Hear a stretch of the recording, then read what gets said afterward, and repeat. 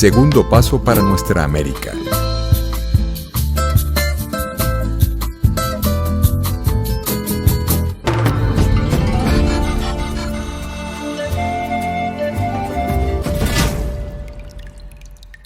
Sean bienvenidos y bienvenidas a este episodio de América Dialoga, un programa desde la Fundación Nuestra América Segundo Paso para justamente debatir esos temas latinoamericanos, nuestroamericanos, que hoy por hoy tensionan nuestras realidades y nos hacen reflexionar y debatir sobre cuáles son esas categorías necesarias para comprendernos y recrear la política latinoamericana. En la entrevista de hoy tenemos el gusto de tener al profesor Danny Shaw, quien es profesor de Relaciones Internacionales y analista político. Hoy vamos a conversar sobre Brasil. El caso de Brasil, ha sido durante estos meses un tema muy importante porque desde el punto de vista político, Brasil, desde el punto de vista geopolítico, es fundamental para el continente latinoamericano. Queríamos comenzar por preguntarle, profesor, en su opinión, ¿cómo usted analiza? ¿Cuáles son esas perspectivas que usted puede comentarnos sobre el proceso eleccionario de Brasil en este momento, para el próximo domingo? Saludos, América Dialoga, y gracias por la invitación. Tenemos frente a nosotros una elección importantísima, no solamente para las Américas, sino por todos los países explotados del mundo. Todo el mundo está viendo muy de cerca qué va a pasar este domingo. Se trata de una campaña de Lula da Silva, que nace del seno del pueblo, de la clase trabajadora, de los sectores camponeses de Brasil, contra la campaña de Jair Bolsonaro, una campaña de odio, de división, de racismo, de negar que había COVID y que de más de 500,000 de brasileños se murieron. Entonces, en esta elección podemos observar la profunda polarización de la sociedad brasileña. Los brasileños dicen que no han podido dormir estas últimas semanas en espera de esta gran elección. Una elección que Steve Bannon, un consejero de Trump, está llamando la elección más importante en el mundo. Entonces, en Río de Janeiro y otras ciudades, yo pude observar que la campaña de Trump, el equipo de Trump, mandaron varios consejeros a trabajar directamente con Jair Bolsonaro. Entonces podemos observar estas relaciones internacionales entre la derecha.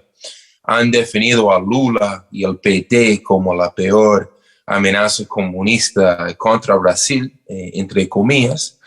Ellos siempre vienen con esa guerra propagandística muy sucia, tratan de asustar al pueblo brasileño, igual que lo han hecho en Chile, en Argentina, en Ecuador, en decir que si Lula gana, Brasil va a ser la próxima Venezuela. Y cuando ellos dicen eso, ¿qué quieren decir? Es una parte de su propaganda, porque ellos nunca mencionan lo que la revolución bolivariana en Venezuela ha significado por millones y millones de venezolanos y para todos los pobres del mundo. Venezuela ha dado un ejemplo que sí se puede combatir la pobreza, la gran desigualdad y lo más importante, el neocolonialismo norteamericano. Por eso es que la derecha brasilera continental y por supuesto en Washington tiene mucho miedo a la campaña de Lula en estos momentos. Efectivamente, usted nos comentaba que no era solamente una elección importante para América Latina, sino para el mundo, para los países del sur global. En ese sentido, haciendo un ejercicio prospectivo de resultar victorioso, Lula da Silva, que justamente es por lo que nosotros justamente apostamos, de resultar Lula vencedor en Brasil, ¿cuáles son los cambios que nosotros pudiéramos estar viendo en relación a la construcción del Estado brasileño? En el caso de Jair Bolsonaro han habido contracciones del Estado, privatizaciones, una política de desasistencia dentro de lo que tiene que ver con el gasto social. En el caso de la victoria de Lula, ¿cuáles serían las transformaciones más importantes que usted consideraría que va a presentar el Estado brasileño, el ejercicio de gobierno brasileño? Ahora mismo con Bolsonaro, el ministro de Finanzas, Paulo Guedes, este señor fue entrenado por los Chicago Boys, es un representante extremo de la derecha, de la filosofía de Thomas Friedman, de laissez-faire, capitalismo, que la mano del Estado no participa de ninguna forma. Entonces, eso ha sido el proyecto bolsonarista, acabar con la infraestructura social, acabar con todos los programas sociales como Fome Zero, como Bolsa Familia. La llegada de nuevo, o el retorno de Lula, que gobernaba desde el 2003 hasta el 2010, y después llegó Dilma Rousseff, pero no pudo terminar su segundo mandato por el golpe de Estado patrocinado por Washington, llevado a cabo por la derecha brasileña. El triunfo de Lula va a significar más inversión social. La campaña de Lula se ha basado en eso, que los estudiantes pobres, afrodescendientes e indígenas sí pueden ir a la universidad, sí pueden viajar, pueden tener acceso a lo que hasta ahora han sido privilegios para una minoría brasileña, la gran mayoría que son blancos. Entonces, el programa sociodemócrata de Lula representa eso. Sin embargo, lo han querido atildar de comunista. Ellos no quieren ver ninguna transformación, ningún cambio. A ellos no les convenga que haya un código laboral, que haya reforma agraria, que haya respeto, que haya 3 comidas en la casa de cada familia brasileña. Entonces se trata de eso. Han llevado a cabo una guerra sucia contra Lula, que demuestra de nuevo el miedo que ellos tengan, que Brasil vuelve a unirse a la familia bolivariana. La derecha continental, con sus patronizadores en Miami, en Nueva York y en Washington, han hecho todo para satanizar cualquier resistencia latinoamericana. Y bueno, no han querido que los países tengan relaciones diplomáticas, económicos y militares entre sí, que es el proyecto de integración bolivariana. Bueno, por eso que están tan enfocados este domingo en el resultado. Hay un elemento también que se presenta de mucho interés y es un repunte justamente dentro del debate político de un eje transversal que es el elemento religioso. Y eso lo vemos muy presente en la campaña, lo hemos visto muy presente inclusive con todas las realidades que están sucediéndose en el caso brasileño. Según su opinión, profesor Shaw, ¿cuáles son los efectos políticos que están generando las religiones en el caso particular de Brasil? El caso de Brasil, Brasil tiene, después de las Filipinas, la población católica mayor del mundo. Brasil tiene una gran historia también de espiritualidades afrodescendientes.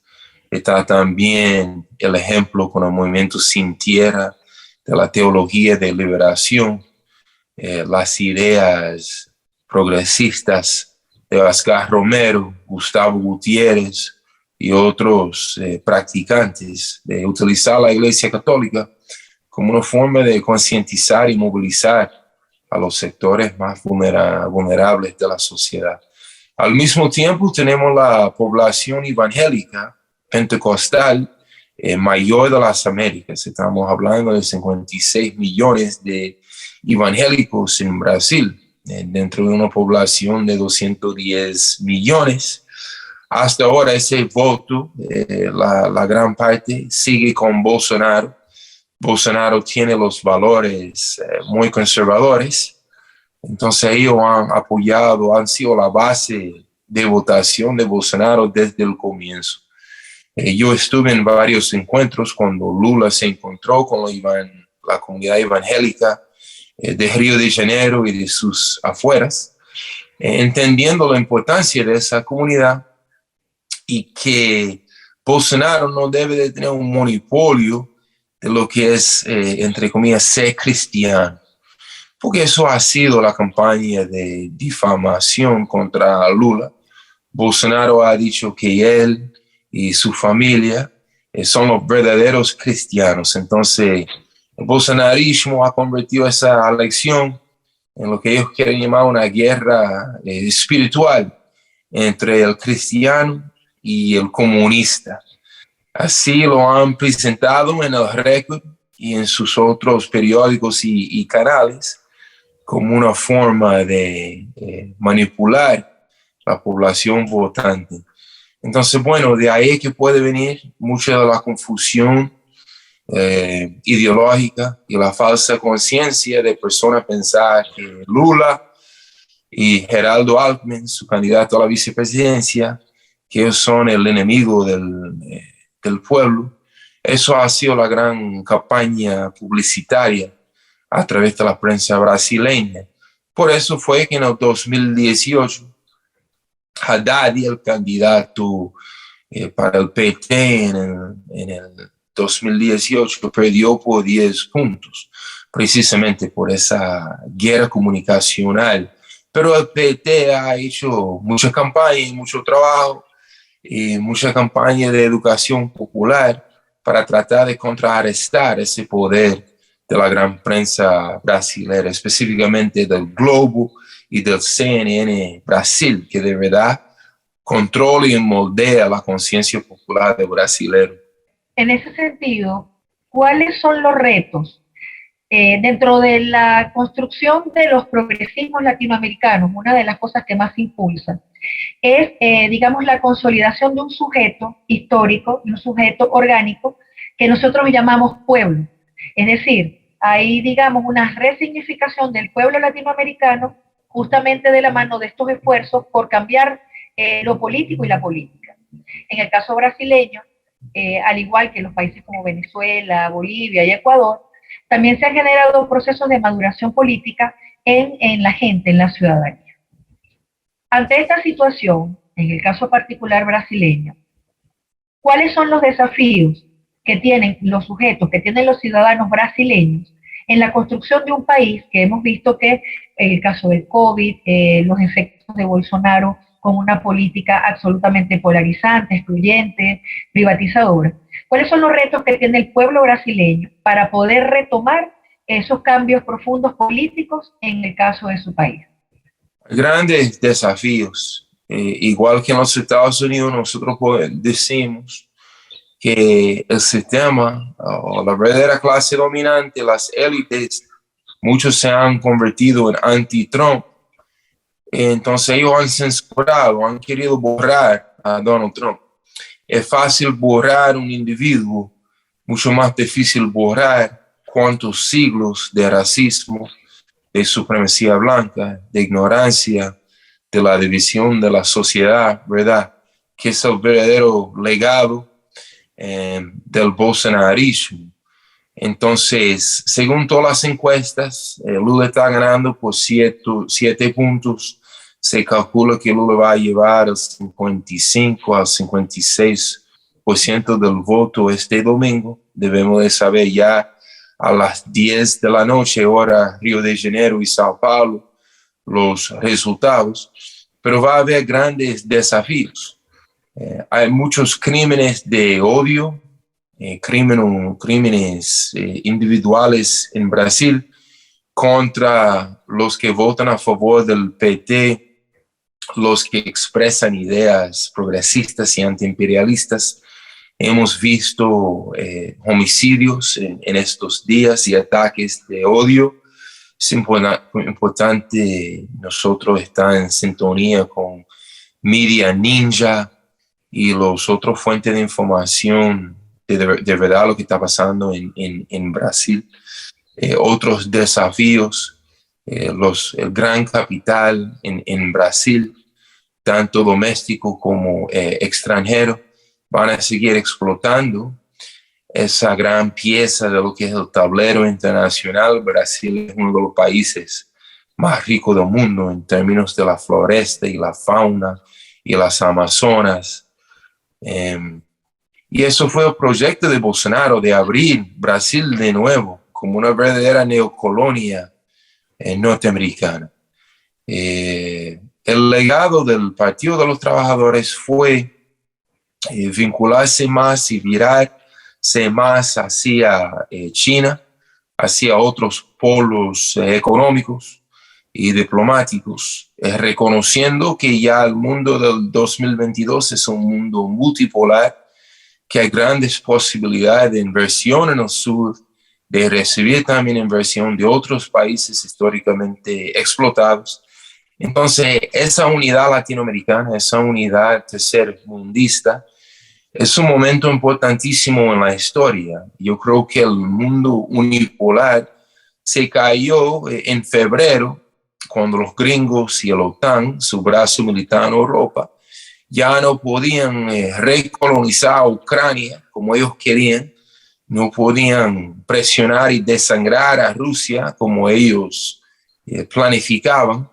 Entonces, esa resistencia rusa allá en esa parte del mundo, el crecimiento económico de China, donde ellos tienen una política de tolerancia cero con el COVID, donde la tasa de inflación es 5 veces menos que en mi país, en los Estados Unidos. Ya no es que viene un futuro, ya ha llegado este mundo multipolar, un mundo pluripolar.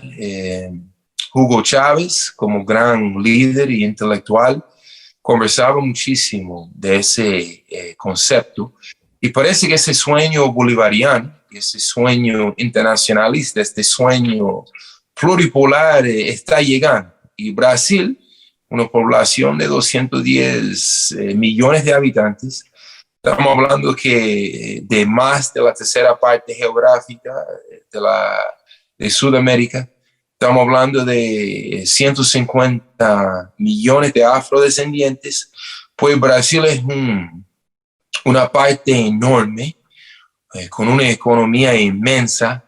Y si Brasil se junta de nuevo a los principios antiimperialistas y progresistas, hasta se está lanzando la iniciativa del sur, de una moneda unificadora, integracionista, que puede unir a las Américas de una forma más que nunca.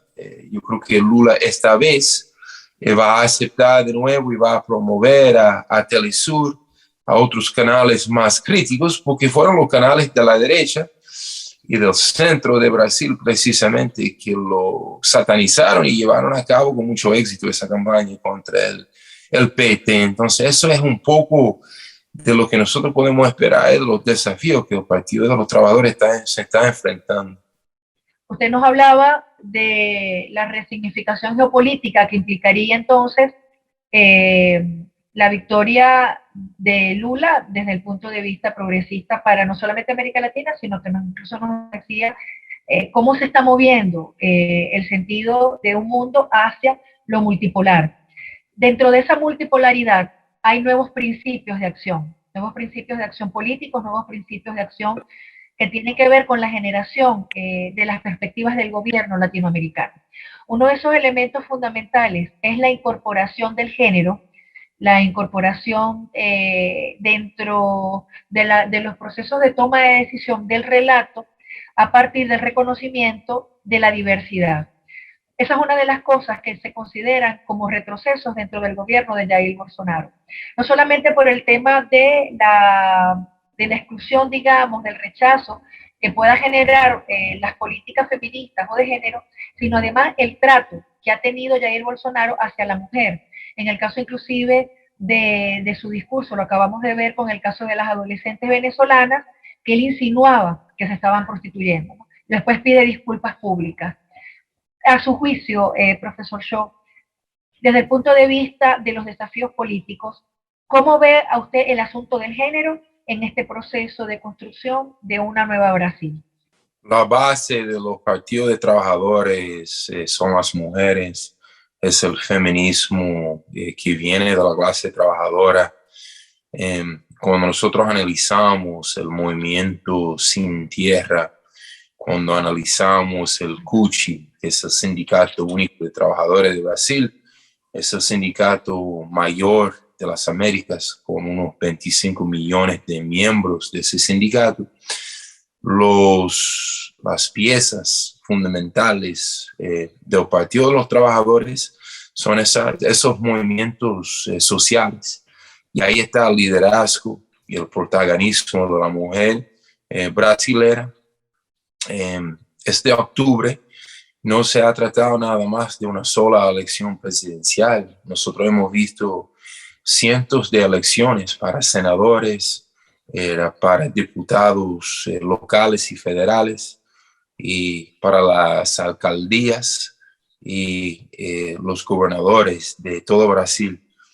Y ahí la mujer brasileña ha jugado un gran papel, han ganado grandes elecciones importantísimas en Pernambuco, en el norte del país. La cuestión del sexismo, la cuestión de la discriminación económica contra la mujer en Brasil, igual que en muchos países capitalistas, es algo muy urgente. En todas las marchas, en todos los actos, ahí están las mujeres a la cabeza, llevando a cabo esa gran resistencia a través de toda la sociedad brasileña. Todavía hay femicidios en Brasil. El sexismo se expresa en el lugar de trabajo, en la casa, a través del turismo. Entonces, bueno, Lula, al llegar con ese programa, esos propósitos del Partido de los Trabajadores, para que haya más dignidad, sobre todo dignidad económica, para que la mujer brasileña tenga más acceso a la educación, a la universidad, a empleos dignos.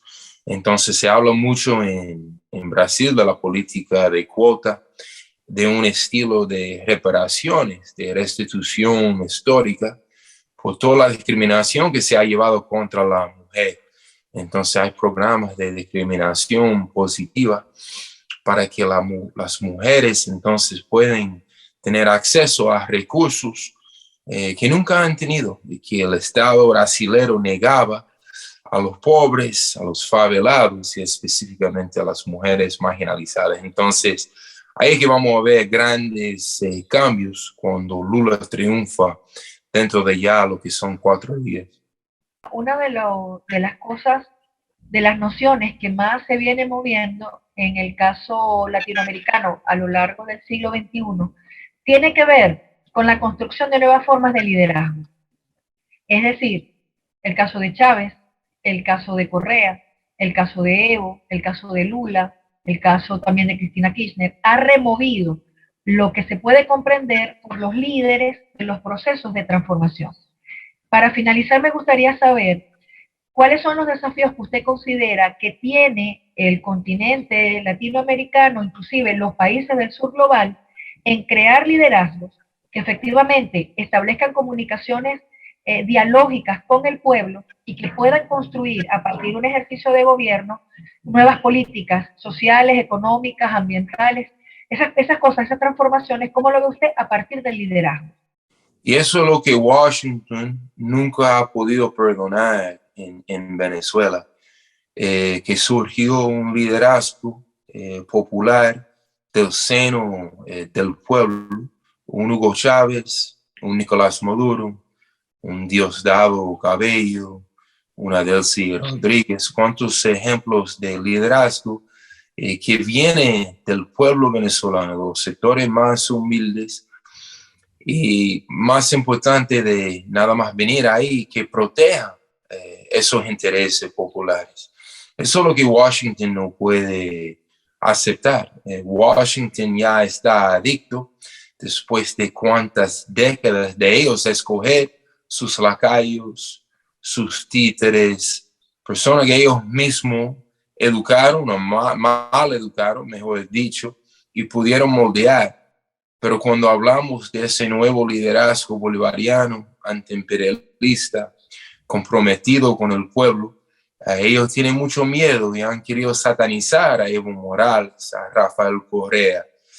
Entonces, hoy en día el desafío ha sido que el imperialismo ha llevado a cabo unas campañas de lawfare, el lawfare utilizando los mecanismos judiciales para satanizar y criminalizar a los Lula, a Dilma Rousseff.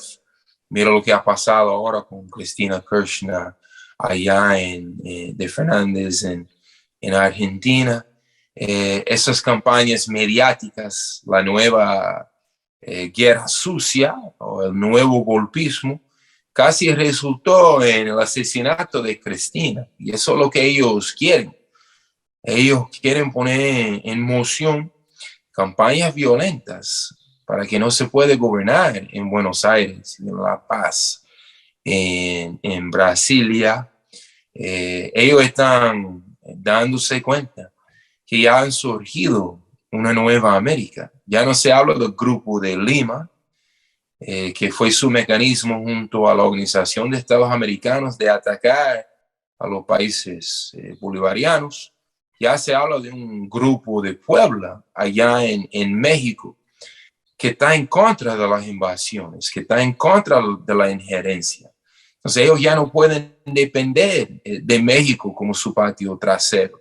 Entonces están ahora mismo con la invasión de Haití, están tratando de encontrar apoyo de otra forma, con las naciones caribeñas en CARICOM, utilizando de nuevo la Organización de Estados Americanos, pero de esos 23 estados, muchísimos ya están en contra de los proyectos neocolonizadores de los Estados Unidos. Entonces, de verdad que el imperialismo está bastante preocupado.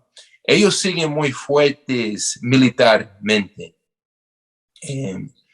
pero diplomáticamente y económicamente, con el surgimiento de China, con el poder ruso, que lo estamos viendo ahora en Ucrania, ya el imperialismo no está en su epopeya, no está en su pico como en 1991 cuando invadieron a Irak, como en el 2003 cuando volvieron a ocupar y recolonizar a Irak. Ellos ya no tienen esa flexibilidad, esa libertad de moverse por el planeta y bombardear y atacar cuando ellos quieren. Están amenazando una guerra por Taiwán, que es una provincia, que es una isla que tiene una historia y un idioma en común con lo que es el continente chino. Entonces están buscando, igual que en Ucrania, están buscando otras guerras subsidiarias.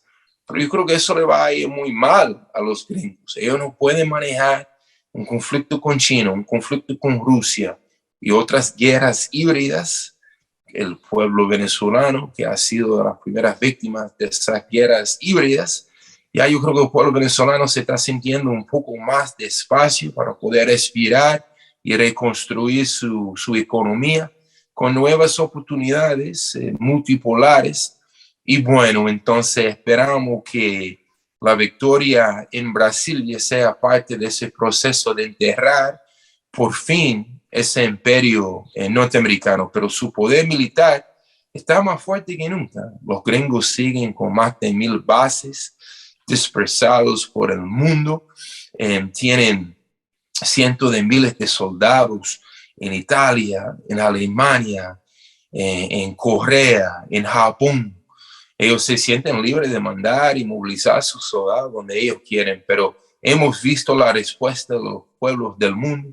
Hay protestas gigantescas ahora en Francia, hay una huelga general, porque los pueblos están cansados de ser patio trasero de los gringos, tanto en Europa como en América Latina. Entonces yo creo que los pueblos se están encontrando, están creando nuevos mecanismos pluripolares, como esos grupos de Shanghai, como es el CELAC, que tiene su nuevo centro en la Ciudad de México con López Obrador, y ahora con Brasil y esa nueva unidad. Yo creo que Telesur, Mercosur, UNASUR, el ALBA, todas esas expresiones bolivarianas y pluripolares se están volviendo muy fuertes. Y eso está causando mucho pánico en Washington. Se afirmaba luego, a finales de los 90, principios del siglo XXI, que nos decía Fukuyama que la historia se había terminado, que la historia era finita. Además de eso, que el socialismo también había desaparecido. Vemos hoy una resignificación no solamente de las izquierdas, de los socialismos, sino también de la noción de partido en la construcción de los sistemas políticos del sur global, ¿no? ¿Cuál es su opinión de esta revalorización del partido como categoría política y de las ideologías de izquierda en la construcción de formas democráticas alternativas en el mundo? Es una excelente pregunta. Los partidos populares, con una orientación hacia las masas de educación, de participación profunda, ha sido clave en Venezuela. Hemos visto la movilización del pueblo boliviano contra el golpe de Estado en el 2019, llevado a cabo por Luis Almagro y por Washington y sus secuaces allá en Santa Cruz y en La Paz. Entonces, esos partidos nuevos son importantísimos para movilizar y educar a los pueblos. Es el papel que está jugando el Partido de los Trabajadores en Brasil. Existe como una forma, como un imán de unir diversos sectores humildes de todo Brasil. Entonces, el partido antiimperialista, el partido socialdemócrata, el partido socialista, existe para eso, que todas las luchas locales, feministas, estudiantiles, camponeses y barriales, que todas esas luchas se pueden unir. Se trata de muchos ríos, que juntos esos ríos se convierte en una inundación, en una avalancha de momento histórico progresista. Ahí es que el pueblo puede observar su energía y su capacidad de movilización a través del partido.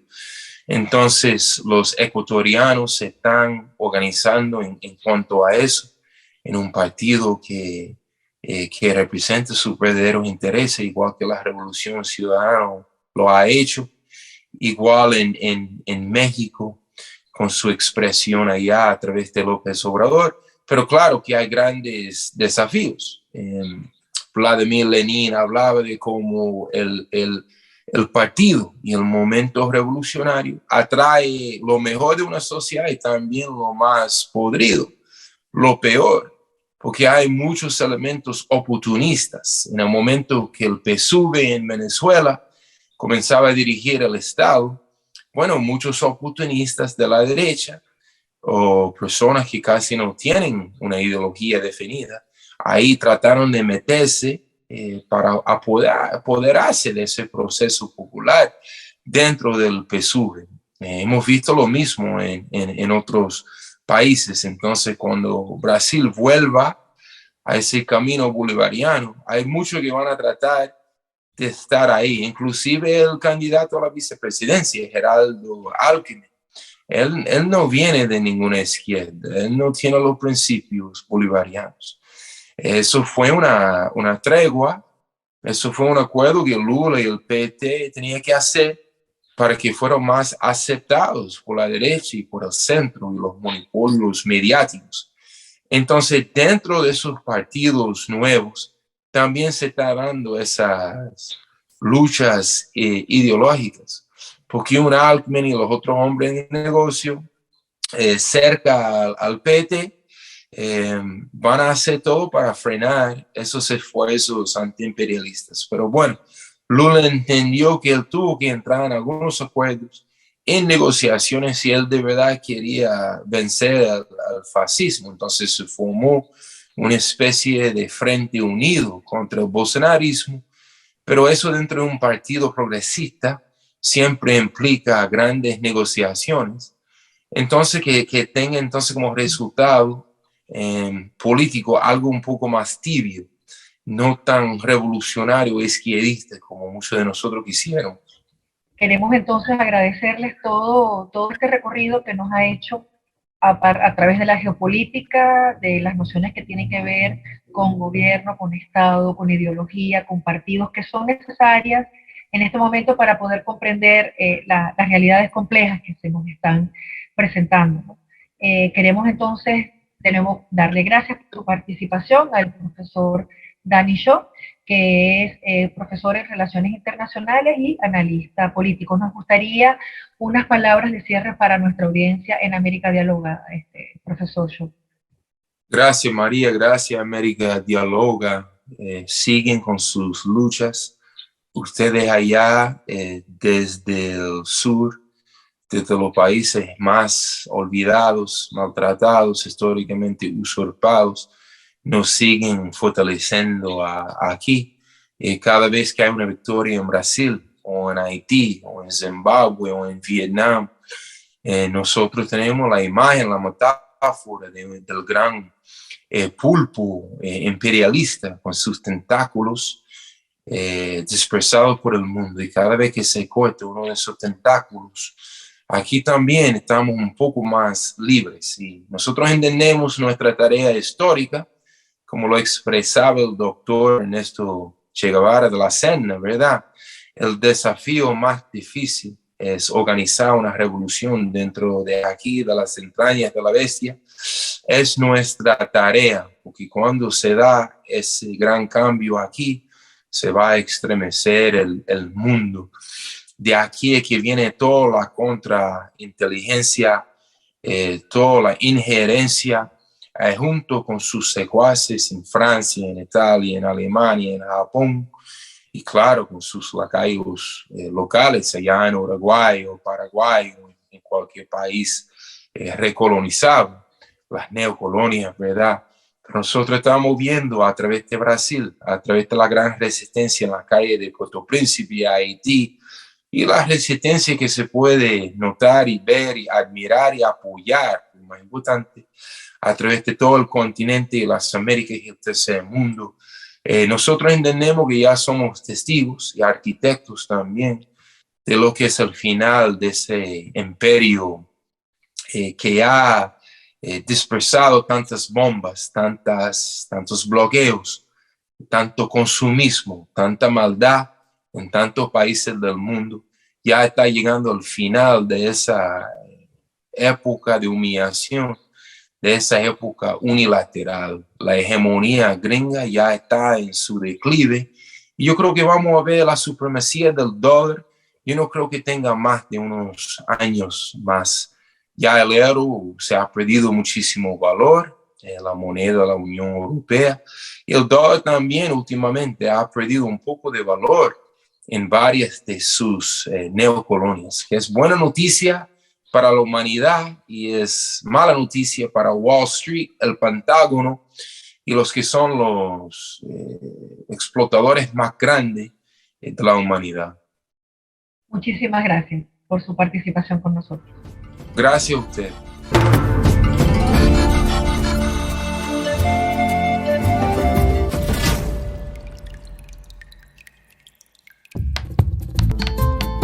Segundo paso para nuestra América.